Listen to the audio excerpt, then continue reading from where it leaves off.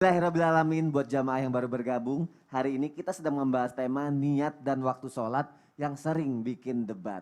Tadi aku udah nanya nih sama Ustadz Syam nih. Kalau misalnya ada orang lagi sholat tiba-tiba aku pengen berjamaah, aku tepok. Tapi ternyata dia bukan lagi sholat wajib, mungkin dia lagi sholat sunnah atau dia lagi jama'. Tapi aku pengen sholat asar pada waktu itu.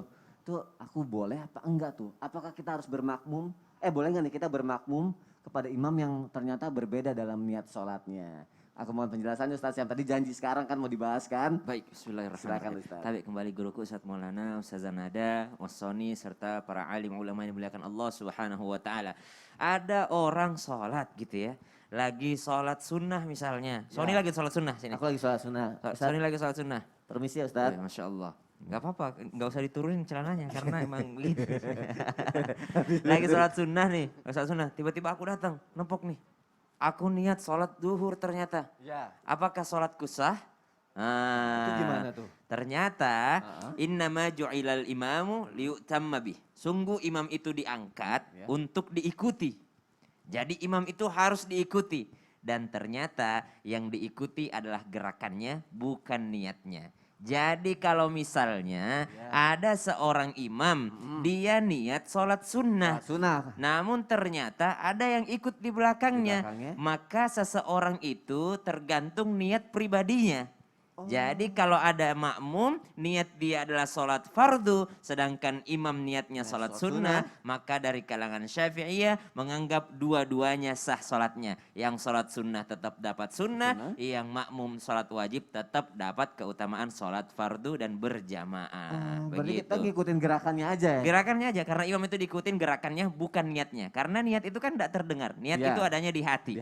Jadi masing-masing orang punya niat masing-masing. Baik yang makmum ataupun yang imam. Silahkan duduk kembali. Masya Allah, belum apa-apa udah clear tapi aku pengen butuh penjelasan lagi. Contoh yang kedua, orang yang sholat sendiri, apakah dia berniat jadi imam? Tidak kan? Kalau orang sholat sendiri, dia tidak berniat jadi imam. Tapi tiba-tiba ada orang yang ikut di belakangnya. Apakah dia mengganti niatnya menjadi saya imam sekarang? Tidak mengganti. Tetap dia niat sholat sendiri. Yang satu juga niat bermakmum. Maka dua-duanya pun sah. Yang ketiga, satu sholat sunnah, satu sholat fardu, sah juga. Yang keempat, satu adaan, satu qadhaan. Satu misalnya dia si imam tadi nggak sengaja karena dia misalnya masa lalunya jarang sholat 5 waktu, akhirnya dia hijrah, dia taubat untuk tazkiyatun nafas, untuk membersihkan hatinya, membersihkan jiwanya. Ya udah deh, sholat saya yang dulu-dulu saya pengen ganti dengan cara apa? Setiap saya habis sholat zuhur, saya sholat zuhur kembali. Setiap saya habis sholat subuh, saya sholat subuh kembali. Sholat subuh yang kedua untuk apa? Karena dulu saya jarang sholat subuh. Sholat zuhur yang kedua untuk apa? Karena dulu saya jarang sholat zuhur. Maka dia ternyata niatnya qadha nih. Ternyata ada orang baru datang, lalu dia bermakmum kepadanya. Satu qadhaan artinya sholat ganti. Satu niat adaan, adaan artinya sholat tepat waktu. Ya, maka apakah dua-duanya sah? Dua-duanya pun sah, selama gerakannya sama. Selama gerakannya sama. Ada nggak sholat yang gerakannya beda? Ada. Imamnya sholat jenazah.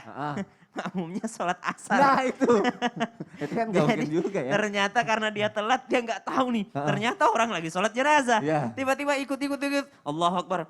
Pas ruku, sendirian dia ruku. Loh kok orang gak ruku? Oh ternyata dia baru lihat ada jenazah di depan. Ternyata imamnya sholat jenazah, dia sholat asar. Maka ini itu tidak sah. lagi. Nah kalau misalnya aku niatnya sholat maghrib ternyata dia lagi sholat isya itu sama aja? Sama aja, sama seperti ketika orang misalnya datang sholat. Ternyata imamnya itu adalah sudah masuk waktu asar. Namun tadi dalam perjalanan ini orang nih, perjalanan tidak memungkinkan untuk sholat zuhur. Maka Anda bermakmumlah dengan niat sholat zuhur walaupun sang imam niatnya sholat asar. Barulah setelah itu Anda berdiri lalu berniat lagi sholat asar karena telat sholat asarnya. Terus kalau yang maghrib ke isya itu kan kayak rokaatnya beda gitu ya? Kalau rokaatnya berbeda, walaupun berbeda maka si makmum sesuai dengan rokaat dia.